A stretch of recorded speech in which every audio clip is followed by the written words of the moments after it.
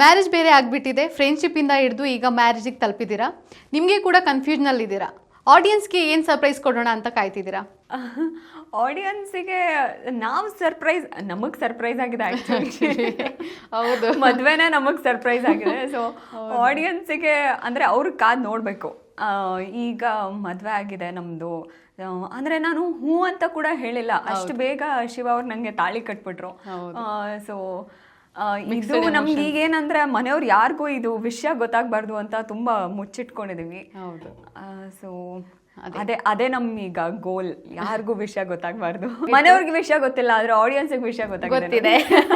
Because ಅವ್ರು ಅದನ್ನೇ expect ಮಾಡ್ತಿದ್ರು ನಿಮ್ಮಿಂದ. ಮತ್ತೆ ಸೀರಿಯಲ್ನಲ್ಲಿ ನಿಮ್ಮ ಜೊತೆ ಯಾರೂ ಇರಲಿಲ್ಲ, ಕಷ್ಟದ ಟೈಮ್ನಲ್ಲಿ ನಿಮ್ಮ ಜೊತೆಗೆ ಇದ್ದಿದ್ದು ನಿಮ್ಮ ಸ್ನೇಹ. ನೀವೇನು ಹೇಳಕ್ಕೆ ಇಷ್ಟಪಡ್ತೀರಾ ಈ ಬಗ್ಗೆ? ಈ ಥರದ್ದು ಅಂದರೆ ಯಾರೂ ನನ್ನನ್ನು ಸಪೋರ್ಟ್ ಮಾಡಿದೆ ನಂಬದೇ ಇರೋ ಟೈಮಲ್ಲಿ ಇನ್ಯಾರೋ ಫ್ರೆಂಡ್ಸ್ ನಿಂತ್ಕೋತಾರಲ್ಲ, ಅದು ತುಂಬ ಆ ಟೈಮಲ್ಲಿ ನಿಮಗೆ ಒಂಥರ ಧೈರ್ಯ ತುಂಬುತ್ತೆ, ಗಟ್ಟಿತನ ಕೊಡುತ್ತೆ. ಸೊ ಅದು ಮತ್ತು ಮನೆಯವರು ಡೌಟ್ ಮಾಡಿದ್ರು, ಬೇರೆ ಕಲೀಗ್ಸ್ ಡೌಟ್ ಮಾಡಿದ್ರು, ಯಾರು ಡೌಟ್ ಮಾಡಿದ್ರು, ಶಿವ ನನ್ನ ಕೊನೆವರೆಗೂ ಇಲ್ಲಿವರೆಗೂ ನನಗೆ ಜೊತೆ ಆದರು. ಬಟ್ ಈ ಥರ ಅದನ್ನ ಇಬ್ರಿಗೂ ಮದುವೆ ಆಗಿರೋದು ಅಕ್ಸೆಪ್ಟ್ ಮಾಡ್ಕೊಳಕ್ಕಾಗ್ತಿಲ್ಲ. ಬಿಕಾಸ್ ನೀವು ಅದನ್ನ ಇಬ್ರು ಥಿಂಕ್ ಮಾಡಿರಲ್ಲ. ಬಟ್ ಏನಾದ್ರೂ ನಿಮ್ಮಿಬ್ಬರ ಮಧ್ಯೆ ಮನಸ್ಸಲ್ಲಿದ್ದು ಮುಚ್ಚಿಟ್ಕೊಂಡಿರೋದು ಆ ಥರ ಏನಾದರೂ ಇತ್ತಾ? ಇಲ್ಲ, ಆ ಥರ ಇರಲಿಲ್ಲ ಯಾವತ್ತೂ. ಅಂದರೆ ನಾನು ಆ ದೃಷ್ಟಿಯಲ್ಲಿ ಅವ್ರನ್ನ ನೋಡಿರಲಿಲ್ಲ, ಅವರು ನನ್ನನ್ನು ಆ ದೃಷ್ಟಿಯಲ್ಲಿ ನೋಡಿರಲಿಲ್ಲ. ಸ್ನೇಹದ ಕಡಲಲ್ಲಿ ಸೀರಿಯಲ್ಗೆ ನಿಮಗೆ ಬರ್ತಾ ಇರುವಂಥ ರೆಸ್ಪಾನ್ಸ್ ಹೇಗಿದೆ? ಆಡಿಯನ್ಸ್ ಏನಂತಾರೆ? ನೀವೊಂದು ಎಕ್ಸ್ಪೀರಿಯನ್ಸ್ನ ಶೇರ್ ಮಾಡ್ಕೊಳ್ಳೋದಾದರೆ. ತುಂಬ ಚೆನ್ನಾಗಿ ಒಳ್ಳೆ ರಿವ್ಯೂಸ್ ಬರ್ತಿದೆ. ಅಂದರೆ ಕಾಮೆಂಟ್ಸ್ ಕೂಡ ನಾನು ಇದೆಲ್ಲ ಪ್ರೊಮೋ ಆಗ್ದಾಗ ನೋಡ್ತೀನಿ, ಮತ್ತು ಹೊರಗಡೆ ಹೋದಾಗಲೂ ಅಷ್ಟೇ ತುಂಬ ಜನ ನೋಡ್ತಾ ಇದ್ದಾರೆ. 10 ಗಂಟೆಗಾದ್ರೂ ಅದು ನೋಡ್ಬಿಟ್ಟು ನಿಮ್ಮ ಸೀರಿಯಲ್ನ ನೋಡ್ಬಿಟ್ಟು ಮಲ್ಕೋತೀವಿ ಅಂತ ಹೇಳ್ತಾರೆ. ಸೊ ಖುಷಿ ಆಗುತ್ತೆ. ತುಂಬ ಜನ ಇದನ್ನ ಅವರು ಮದುವೆ ಆಗುತ್ತೆ ಅಂತ ಎಕ್ಸ್ಪೆಕ್ಟ್ ಮಾಡಿರಲಿಲ್ಲ. ಕೆಲವರು ಖುಷಿ ಆಗಿದೆ, ಕೆಲವರು ಅಯ್ಯೋ ಸ್ನೇಹದ ಕಡಲಲ್ಲಿ ಅಂತ ಇಟ್ಟು ಇವರಿಬ್ರು ಫ್ರೆಂಡ್ಶಿಪ್ ಇರಬೇಕಿತ್ತು, ಯಾಕೆ ಮದುವೆ ಆದ್ರು ಅನ್ನೋದು ಇದೆ. ಬಟ್ ನಾನು ಏನು ಹೇಳಕ್ಕೆ ಇಷ್ಟಪಡ್ತೀನಿ ಅಂದರೆ, ಈ ಏನು ಲವ್ ಮ್ಯಾರೇಜಸ್ ಆಗಿದೆ ಅಲ್ವಾ, ಯೂಶಲಿ ಸ್ಟಾರ್ಟ್ ಆಗೋದೇ ಅದು ಸ್ನೇಹದಿಂದ, ಆಮೇಲೆ ಅದು ಮದುವೆ ಆಗೋದು. ಸೊ ಆ ಥರ ಕೆಲವು ಸಲ ಈ ಥರ ಕೋಇನ್ಸಿಡೆನ್ಸ್ ಲೈಫಲ್ಲಿ ಅನ್ಎಕ್ಸ್ಪೆಕ್ಟೆಡ್ ಥಿಂಗ್ಸ್ ಆಗ್ತಾನೆ ಇರುತ್ತೆ. ಓಕೆ, ರಿಯಲ್ ಲೈಫ್ನಲ್ಲೂ ಈ ಥರ ಫೀಲ್ ಆಗಿದೆಯಾ ನಿಮ್ಮ ಜೀವನದೊಂದಿಗೆ?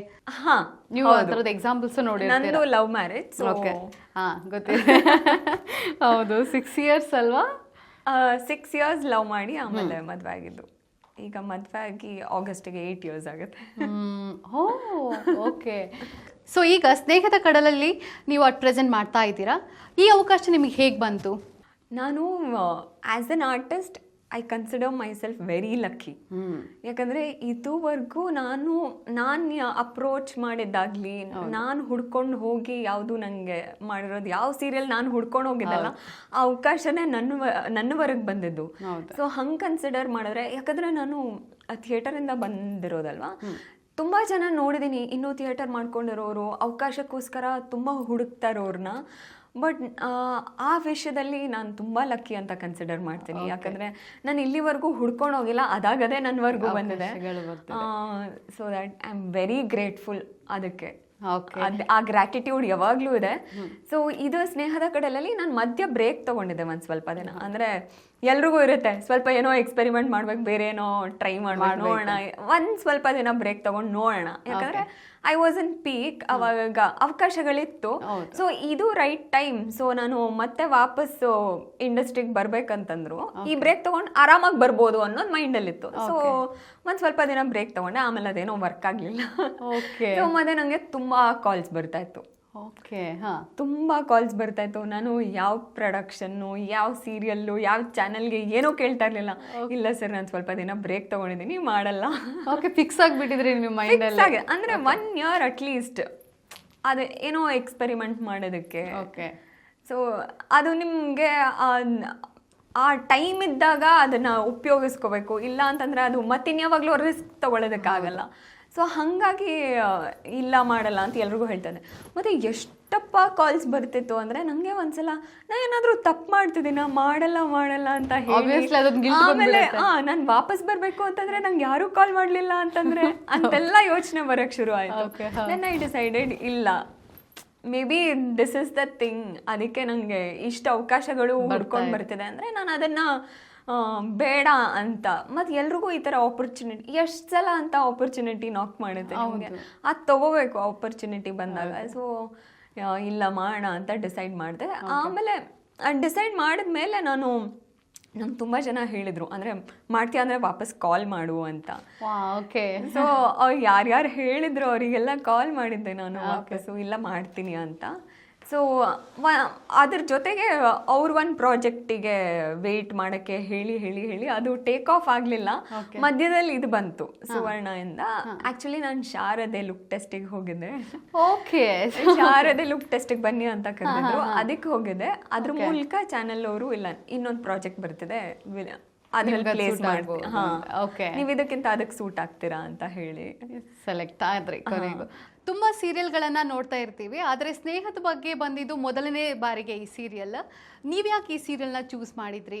ಆಕ್ಚುಲಿ ಮಲಯಾಳಂದು ರೀಮೇಕ್ ಓಕೆ ಓಕೆ ಸ್ನೇಹ ಕೂಟು ಅಂತ ಬರ್ತಿತ್ತು. ಬಟ್ ಈಗಂತೂ ಈಗ ಇದನ್ನ ಪೂರ್ತಿ ಸ್ವಮೇಕ್ ಅಂತ ಹೇಳ್ಬೋದು. ಯಾಕಂದ್ರೆ ಅಲ್ಲಿದು ಒಂದು ಗ್ಲಿಮ್ಸ್ ತಗೊಂಡಿದ್ದಾರೆ ಅಷ್ಟೇ, ಒಂದು ಎಳೆ ತಗೊಂಡಿದ್ದಾರೆ ಅಷ್ಟೇ. ಅದು ಬಿಟ್ಟು ಪೂರ್ತಿ ಸ್ವಮೇಕಾಗಿ ಮಾಡಿದ್ದಾರೆ ಪೂರ್ತಿ ಕತೆ. ಅದಕ್ಕೂ ಇದಕ್ಕೂ ಒಂಚೂರು ಈಗ ಲಿಂಕ್ ಇಲ್ಲ. ಬಟ್ ನಾನು ಸ್ಟಾರ್ಟಿಂಗಲ್ಲಿ ಅದು ನೋಡಿದೆ, ಅವ್ರು ಹೇಳಿದ್ರು ಇದು ರೀಮೇಕ್ ಅಂತ ಹೇಳಿದ್ಮೇಲೆ ಅದು ನೋಡಿದೆ. ಅಲ್ಲಿ ತುಂಬ ಇಷ್ಟ ಆಯಿತು ನನಗೆ, ಕತೆ ಮತ್ತು ಪಾತ್ರ ಎಲ್ಲ ತುಂಬ ಇಷ್ಟ ಆಯಿತು. ಸೊ ಹಾಗಾಗಿ ಇಲ್ಲ ಮಾಡಬೇಕು ಇದನ್ನು ಅಂತ ಅನಿಸ್ತು. ಅದಕ್ಕೆ ಒಪ್ಕೊಂಡ್ರೆ. ಹೌದು ಮ್ಯಾಮ್, ಅದು ಸ್ನೇಹ ಅನ್ನೋದು ಆ್ಯಕ್ಚುಲಿ ಒಂದು ಡಿಫ್ರೆಂಟ್ ಆಗಿತ್ತು. ನಮಗೂ ಕೂಡ ಮೊದಲ ಬಾರಿಗೆ ಪ್ರೋಮೋ ಎಲ್ಲ ನೋಡಿದಾಗ ಇದೇನು ಎಲ್ಲದೂ ಲವ್ ಅದು. ಮತ್ತೆ ನಾನು ಇಲ್ಲಿವರೆಗೂ ಮಾಡಿರೋದು ಹೆಂಗಂದ್ರೆ ಶುರುವಲ್ಲೇ ಚರಣದಾಸಿ ಶುರುವಲ್ಲೇ ಮದುವೆ ಆಗುತ್ತೆ, ಮತ್ತೆ ಇದ್ ಮಾಡಿದ್ನಲ್ಲ ನಮ್ಮನೆ ರಾಣಿ ಅದು ಶುರುವಲ್ಲೇ ಮದುವೆ ಆಗಿರುತ್ತೆ. ನಾನೇನೋ ಬಿಡಲಾರೆ ಅಂತೂ ಅದು ಒಂಥರ ಲವ್ ಸ್ಟೋರಿನ, ಅದು ರಿವೆಂಜ್ ಸ್ಟೋರಿ. ಸೊ ಈ ತರದ್ ಮಾಡಿರ್ಲಿಲ್ಲ. ಸೊ ಖುಷಿ ಆಯ್ತು ನೋಡಿದಾಗ. ಮೊದಲಿಂದಾನೇ ಬಂದಿರುವಂತದ್ದು. ನಿಮ್ಮ ಜೊತೆಗೆ ಕೋ ಆಕ್ಟರ್ ಅವ್ರು ಚಂದನ್ ಅವರು, ಅವ್ರ ಜೊತೆಗೆ ಕೆಮಿಸ್ಟ್ರಿ ಹೇಗಿದೆ ನಿಮ್ಗೆ? ಯಪ್ಪ, ನಮ್ದ್ರಲ್ಲಿ ಕಾಸ್ಟಿಂಗ್ ತುಂಬಾ ಚೆನ್ನಾಗಿದೆ ಆಕ್ಚುಲಿ. ಓಕೆ, ಜಾಲಿಯಾಗಿರುತ್ತೆ. ಎಲ್ಲರೂ ತುಂಬಾ ಜಾಲಿಯಾಗಿದ್ದಾರೆ, ಎಲ್ಲರೂ ಮಜಾ ಮಾಡ್ತಾರೆ, ಎಲ್ಲ ಖುಷಿಯಾಗಿರುತ್ತೆ. ಅಂದ್ರೆ ಶೂಟಿಂಗ್ ಹೋಗ್ತಿದೀವಿ ಅಂತ ಅನ್ಸಲ್ಲ, ಇಡೀ ಟೀಮ್ ತುಂಬಾ ಚೆನ್ನಾಗಿದೆ. ಲೈಕ್ ಫ್ಯಾಮಿಲಿ ತರಾನೇ ಇದಾರೆ. ಓಕೆ. ಹೇಗೆ ನಿಮ್ ಜೊತೆ? ಆಕ್ಚುಲಿ ಡೈರೆಕ್ಟರ್ಗೆ ಆಕ್ಚುಲಿ ಕಷ್ಟ ಆಗ್ಬೇಕು, ಹೆಂಗೆ ಅವ್ರನ್ನ ಸೈಲೆನ್ಸ್ ಅಷ್ಟು ಪೀಕಲ್ಲಿ ಮಾಡ್ಬೇಕು ಅಂತ. ಅಷ್ಟು ಎಲ್ಲರೂ ಮಾತಾಡ್ತಾ ಇರ್ತಾರೆ ಯಾವಾಗ್ಲೂ. ಚಂದು ಅಂತೂ ನಾನ್ ಸ್ಟಾಪ್ ತುಂಬಾ ಮಾತಾಡ್ತಾರೆ. ಹೌದಾ? ನಿಮ್ಮ ಮೂಮೆಂಟ್ಸ್ ಈಗ ಡೈಲಾಗ್ ಹೇಳುವಾಗ ಮರೆತು ಹೋಗೋದು, ಈ ರೀತಿ ಒಂದು ಘಟನೆಗಳಾಗಿದ್ಯಾ? ಆ ಥರದ್ದು ದಿನಕ್ಕೆ ಎಷ್ಟು ನಡೆಯುತ್ತೋ ಗೊತ್ತಿಲ್ಲ. ಓಕೆ, ಶೇರ್ ಮಾಡ್ಕೊಳ್ಬಹುದಾ? ಆ ಥರ ತುಂಬ ಇದೆ. ಮಧ್ಯದಲ್ಲಿ ಡಾನ್ಸ್ ಮಾಡ್ತಿರ್ತಾರೆ ಚಂದು ನಾವನ್ನು. ಎಲ್ಲರೂ ಕೇಳ್ತಿರ್ತಾರೆ ಏನು ತಿಂತೀರಾ, ಏನು ಕುಡಿತೀರಾ, ಇಷ್ಟೊಂದು ಎನರ್ಜಿ ಇರುತ್ತಲ್ಲ ಅಂತ. Okay okay. ಸೊ ರೀಲ್ಸ್ ಎಲ್ಲ ಮಾಡ್ತಾ ಇರ್ತೀರಾ ನೀವು? ರೀಲ್ಸ್ ಜಾಸ್ತಿ ಮಾಡಲ್ಲ. ಓಕೆ. ನಾನು ಸ್ವಲ್ಪ ಇನ್ಆಕ್ಟಿವ್, ಅಂದರೆ ಸೋಷಿಯಲಿ ಇನ್ಆಕ್ಟಿವ್ ಸ್ವಲ್ಪ. ಓಕೆ. ಯಾವಾಗಲೂ ಫೋಟೋ ತೆಕ್ಕೊಳ್ಳೋದು, ರೀಲ್ಸ್ ಮಾಡೋದು ಈ ಥರದ್ದು ಸ್ವಲ್ಪ ಕಡಿಮೆ ನೀವು. ನೋಡಿದ ರೀತಿಲಿ ಸೋಷಿಯಲ್ ಮೀಡಿಯಾದಲ್ಲಿ ಆ್ಯಕ್ಚುಲಿ ಕಡಿಮೆ ಇದ್ದೀನಿ. ದೊಡ್ಡ ಸ್ಟಾರ್ ಕಾಸ್ಟ್ ಜೊತೆಗೆ ನೀವು ನಟನೆ ಮಾಡ್ತಿದ್ದೀರಾ. ಹೇಗಿದೆ ನಿಮ್ಮ ಎಕ್ಸೈಟ್ಮೆಂಟ್ ಆಗಿರಲಿ, ಒಂದು ಎಕ್ಸ್ಪೀರಿಯನ್ಸ್ ಹೇಗಿದೆ? ಶೂಟ್ಗಳನ್ನ ಮುಗಿಸಿ ತಡರಾತ್ರಿ ಹೋಗಿರುವಂಥ ಸಂದರ್ಭಗಳಿದೆಯಾ? ಟೀಮ್ ಅಂತೂ ಇಟ್ಸ್ ಎಕ್ಸ್ಟ್ರೀಮ್ಲಿ ಗುಡ್. ಟೆಕ್ನಿಷಿಯನ್ಸ್ ಆಗಿರ್ಬೋದು, ಆರ್ಟಿಸ್ಟ್ ಆಗಿರ್ಬೋದು, ಎಲ್ಲರೂ ತುಂಬ ಚೆನ್ನಾಗಿ ಇದ್ದಾರೆ. ಅಂದರೆ ಎಲ್ಲರೂ ಜೋವಿಯಲ್. ಓಕೆ. ಎಲ್ಲರೂ ಅಂದರೆ ಬರೀ ನಾವು ಆರ್ಟಿಸ್ಟ್ ಕೂತ್ಕೊಂಡು ಮಾತಾಡ್ತಾ ಇರೋದು ಅಥವಾ ತಲೆಹರಟೆ ಮಾಡ್ತಿರೋದಿಲ್ಲ, ಫುಲ್ ಟೀಮ್ ಸೇರ್ಕೊಂಡು ಮಾತಾಡ್ಕೊಂಡು ನಗಾಡ್ಕೊಂಡು ಇರ್ತೀವಿ. ಓಕೆ. ಈಗ ನೀವು ಡೈಲಾಗ್ ಏನಾದರೂ ಹೇಳ್ತಾ ಇರ್ಬೇಕಾದ್ರೆ ಸಡನ್ ಮರ್ತೋಗೋದು ಆ ಥರದ್ದೆಲ್ಲ ಆಗಿದೆಯಾ? ಆ ಥರದ್ದು ಯೂಶಲಿ ಎಲ್ಲ ಆರ್ಟಿಸ್ಟ್ಗೂ ಆಗಿರುತ್ತೆ. ನಿಮಗೀಗ ಕೆಲವೊಂದು ಎಮೋಷ್ನಲ್ ಸೀನ್ಗಳು ಬರ್ಬೋದು, ಕೆಲವೊಮ್ಮೆ ತುಂಬ ಸಿಟ್ಟದ್ದು ಆ ಥರದ್ದೆಲ್ಲ ಬರ್ಬೋದು. ಅದನ್ನೆಲ್ಲ ಹೇಗೆ ಹ್ಯಾಂಡಲ್ ಮಾಡ್ತಾರೆ? ಈಗ ಎಮೋಷ್ನಲ್ ತುಂಬ ಅಳ್ತಾ ಇರ್ತೀರಾ, ಸಡನ್ನಾಗಿ ನೀವು ಹೇಗೆ ಅದನ್ನು ನಾರ್ಮಲ್ ಇದಕ್ಕೆ ಬಂದುಬಿಡ್ತೀರಾ? ನನಗೆ ಸ್ವಲ್ಪ ಎಮೋಷ್ನಲ್ ಪ್ಲೇ ಮಾಡೋದು ಸ್ವಲ್ಪ ಈಸಿ ಅಂತ ಅನ್ಸುತ್ತೆ. ಓಕೆ. ಆ್ಯಕ್ಚುಲಿ ನೋಡ್ಕೊಂಡು ಬಂದರೆ ಸೊ ಮಾಡ್ಕೊಂಡು ಬಂದಿರೋದ್ರಲ್ಲಿ ಚರಣದಾಸಿಯಲ್ಲಂತೂ ಪೂರ್ತಿ ಅಳೋದಿತ್ತು. ನನ್ನ ಆ ಸೀರಿಯಲ್ಲು ಕೊನೆಯ ಹಂತದಲ್ಲಿ ಏನಂದರೆ ಇನ್ನೊಂದು ಯಾವುದು ನಾನು ಅಳೋ ಕ್ಯಾರೆಕ್ಟರ್ ಅಂತೂ ಒಪ್ಕೊಳ್ಳಲ್ಲ, ಎಷ್ಟು ಅಳಿಸ್ಬಿಟ್ಟಿದ್ದಾರೆ. ಮುಂಜಿ ಅನ್ನೋ ಥರನೇ ಫೀಲ್ ಆಗ್ತಿತ್ತಲ್ವಾ? ನಾನು ಆ್ಯಕ್ಚುಲಿ ಯಾವಾಗಲೂ ಹೇಳ್ತಿರ್ತೀನಿ, ಅಲ್ಲಿ ಫಸ್ಟ್ ಶಾಟ್ ಯೂಶಲಿ ಅಳೋದೇ ಇರ್ತಿತ್ತು. ಅದು ಹೇಗೆ ದೇವ್ರ ಮುಂದೆ ಕುತ್ಕೊಂಡು ನನ್ನ ಇಡೀ ಕಷ್ಟ ಎಲ್ಲ, ನನ್ನ ಜೀವನದಲ್ಲಿ ಏನೇನು ಕಷ್ಟ ಬಂದಿದೆ ಅದನ್ನೆಲ್ಲ ತೋಡ್ಕೊಂಡು ದೇವ್ರ ಮುಂದೆ ಅಳೋದೇ ಇರ್ತಿತ್ತು. ಓಕೆ. ಸೊ ಯಾವಾಗಲೂ ಅನ್ಸೋದು, ಅದಕ್ಕೆ ನಾನು ಇಮಿಡಿಯೇಟ್ ನೆಕ್ಸ್ಟ್ ನಾನು ವಿಲ್ಲನ್ ಒಪ್ಕೊಂಡಿದ್ದು. ಇಂಟ್ರೆಸ್ಟಿಂಗ್ ಮತ್ತು ಇನ್ಫಾರ್ಮೇಟಿವ್ ವಿಡಿಯೋಗಳನ್ನ ಮಿಸ್ ಮಾಡ್ಕೋಬೇಡಿ, ಈಗಲೇ ಸಬ್ಸ್ಕ್ರೈಬ್ ಮಾಡಿ.